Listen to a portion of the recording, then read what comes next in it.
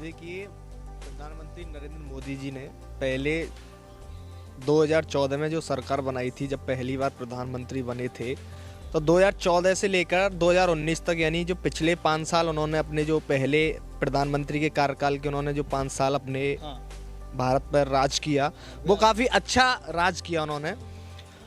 उस समय ऐसा लग रहा था कि प्रधानमंत्री नरेंद्र मोदी जैसा आज तक भारत में कोई भी प्रधानमंत्री नहीं रहा, और वाकई में उन्होंने ऐसे ऐसे काम किए कि जिससे कि सारी जनता खुश थी।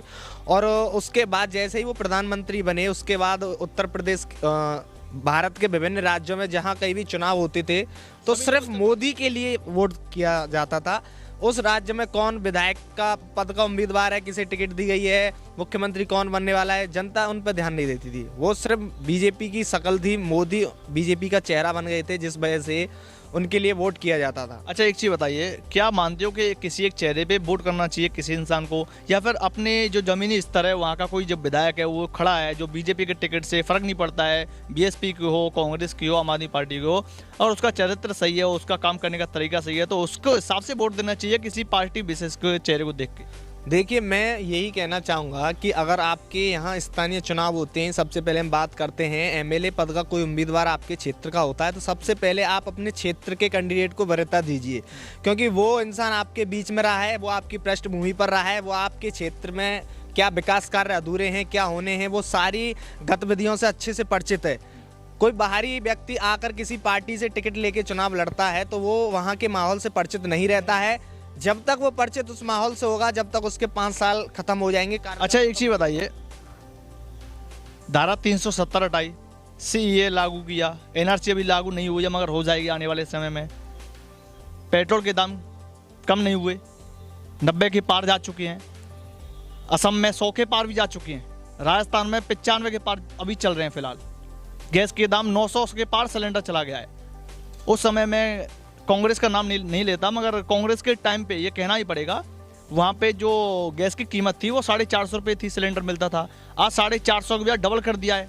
तो आप ये किसानों की आय बढ़ानी थी, सिलेंडर की आय बढ़ा रहे हो, क्या हो रहा है? देखिए, आप जानते हो कोई भी पार्टी अपनी जेब से नहीं देती है। प्रधानमंत्री नरेंद्र मोदी जी ने जो प्रधानमंत्री उज्ज्वला योजना के तहत फ्री कनेक्शन बांटे थे गरीब परिवारों को, उसमें कंडीशन ये थी कि जिसको भी उज्ज्वला योजना के तहत कनेक्शन दिया जाएगा उसे 1 साल तक सब्सिडी नहीं दी जाएगी। ये सारी एक्टिविटी थी, लेकिन अब जितने भी इन्होंने कनेक्शन फ्री में दिए अब उनकी वसूली हो रही है। ये महंगा इन्होंने कर दिया है, क्योंकि आप पिछली वाइट देख लेना, बहुत सारे न्यूज़ चैनल पर चलती थी जब कांग्रेस की सरकार रहा करती थी कि ये लोग ही जैसे ही पेट्रोल पे 1 पैसा, डीजल पे 1 पैसा या सिलेंडर पे 1 पैसा बढ़ता था तो ये लोग धरना पे उतर आते थे, और जो स्मृति ईरानी है जो आज कहती हैं कि पेट्रोल दाम बढ़ रहे हैं, वो भी धरना करती थी उस समय पे। कहाँ उनके साथ सिर्फ देखिए, पार्टी कोई भी हो, हर पार्टी विरोध में रहती है, जो सत्ता में रहती है उसके विरोध में। लेकिन आप सबसे पहले मैं कहना चाहूँगा, बॉलीवुड में मैं जाना चाहूँगा, बॉलीवुड में सबसे ज़्यादा जो दानी हैं वो एक्टर अक्षय कुमार हैं, अमिताभ बच्चन हैं। इनको ज़्यादा, जब कांग्रेस का राज था तो इनको ज़्यादा दिक्कत होती थी पेट्रोल डीजल पर दाम बढ़ने पर। इनके ट्वीट पे ट्वीट आते थे, चैनल पर वाइट आती थी, अपने ट्विटर इंस्टा अकाउंट पे खुद लाइव आकर ये सारी एक्टिविटी बताते थे। लेकिन अब किसी के, मैं ये कह रहा हूँ, किसी में दम नहीं है कि कोई बीजेपी के खिलाफ बोल जाए, क्यों कि कहीं ना कहीं क्या है ये देश में क्या हो रहा है, ये माहौल कैसा क्रिएट करने की कोशिश करी जा रही है, और आने वाले जो जनरेशन है उस पर क्या असर पड़ेगा या फिर नहीं पड़ेगा, क्या सोचते हो उसके बारे में आप? देखिए, सत्ता आज तक किसी की नहीं हुई है, ये सिर्फ 5 साल के मेहमान हैं। पिछले 5 साल में इन्होंने अच्छा राज किया, लेकिन दूसरे 5 साल में ये बिल्कुल भी अच्छा राज नहीं कर रहे हैं, तानाशाह रूप इन्होंने अपना लिया है। मैं आपसे कहना चाहूँगा, मैं मीडिया लाइन से हूँ, और इस समय इस सरकार में जो पत्रकार बंधुओं का जो शोषण हो रहा है वो आज तक किसी भी सरकार में नहीं हुआ है। जैसे कि मनदीप पूनिया जी, जैसे मनदीप पूनिया तो हाल ही में किसान आंदोलन में सुर्खियों में रहे हैं, उससे पहले भी काफ़ी पत्रकार बंधु हैं जो अभी तक जेल में हैं, उनसे मतलब उनके बाहर आने की कोई भी उम्मीद नहीं है। सिर्फ और सिर्फ उनकी ये गलती है कि उन्होंने सरकार की जो क्या मंशा है, उन चीज़ों को सिर्फ क्या जाहिर है अंदर सरकार के मन के अंदर क्या है, वो चीज़ उन्होंने सिर्फ बाहर लाने की कोशिश की, जिसकी वजह से उन्हें जेल में डाल दिया गया। अच्छा, लास्ट सवाल आपसे ये रहेगा, किसान आंदोलन कब तक खत्म हो रहा है, या फिर किसानों के बारे में आपकी सोच क्या है? क्या जो किसान आंदोलन जो कर रहे हैं वो सही कर रहे हैं, उनको लगभग 100 दिन होने जा रहे हैं अभी, या फिर गलत है? किसानों को उठ जाना चाहिए, जो सरकार बिल लाई है वो उनको सही लाई है, इनको मान लेनी चाहिए मांग, या फिर सरकार को माननी चाहिए, किसको माननी चाहिए? देखिए, मैं ये कहना चाहूँगा कि किसान आंदोलन बेवजह नहीं हो रहा है। अगर हम किसी को कोई भी चीज़ किसी की सभी जो सांसद लाइव आते हैं और कई मैंने सांसद का बाइट देखा है, वो तो ये कहते हैं कि गुंडा हैं, आतंकवादी हैं। आतंकवादी तक नाम दे दिया जाता है हमारे किसान को, जो लगभग 86% हमारे देश में निवास करते हैं। तो इससे क्या जाहिर हो रहा, क्या आने वाले इलेक्शन 22 और 24 पे असर पड़ेगा?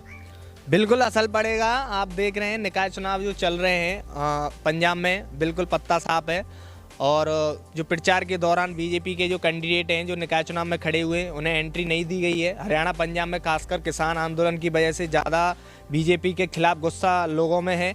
और कई गांवों ने तो अपने गांव के बाहर बैनर भी लगा दिए हैं, होर्डिंग भी लगा दिए हैं कि यहाँ पर बीजेपी के नेताओं का आना सख्त मना है। अगर फिर भी वो यहाँ आते हैं तो उनकी जान और माल की हानि हो सकती है, उन्हें क्षति हो सकती है। तो काफ़ी आक्रोश है बीजेपी के खिलाफ स्थानीय चुनावों में। अब यहाँ से आगे उत्तर प्रदेश में 2022 में चुनाव होने वाले। किसको आंदोलन चल रहा है, और इससे पहले सीए का आंदोलन चला था, उससे पहले कई आंदोलन और हुए हैं, इससे कौन सी पार्टी को ज़्यादा फायदा हो रहा है आंदोलनों से? देखिए, राष्ट्रीय स्तर पर देखा जाए तो सिर्फ और सिर्फ एकमात्र पार्टी कांग्रेस है जो बीजेपी के विपक्ष में। बाकी तो आप देख सकते हो कि आम आदमी पार्टी। अच्छा, आप क्या सोचते हो, जो बीजेपी है क्या वो कांग्रेस नहीं है, और जो कांग्रेस है वो क्या बीजेपी नहीं है? क्योंकि जब पार्टी बनी थी बीजेपी की, तो उस समय 2013 की बात है अगर मैं सही कह रहा हूँ, तो जो विधायक थे बीजेपी के वो कांग्रेस में आ गए थे, और कांग्रेस के विधायक बीजेपी में चले गए, तो बीजेपी सरकार बन गई थी उस समय पे। देखिए, कोई भी सरकार हो, जब वो सत्ता में रहती है तो वो अपने आप को ऐसा दिखाने की कोशिश करती है कि उन्होंने कुछ भी गलत नहीं किया। ऐसा नहीं है, सारी पार्टियां भ्रष्ट हैं, कोई भी पार्टी सही नहीं है। जब उन्हें सत्ता हासिल होती है तो सत्ता हासिल करने के लिए वो किसी भी हद तक गिर सकते हैं। राजनीति में कोई किसी का नहीं हुआ है, बाप बेटे का नहीं हुआ है, भाई भाई का नहीं हुआ है। अच्छा, तो लोकतंत्र कोई महत्व नहीं है फिर, इसका मतलब? लोकतंत्र को मान कहाँ रहे हैं ये लोग? लोकतंत्र तो ये कहता है, किसान आंदोलन की आप बात कर रहे हैं कि कोई भी किसानों के लिए योजना अगर लागू की जाएंगी तो वो राज्य सरकार करेगी।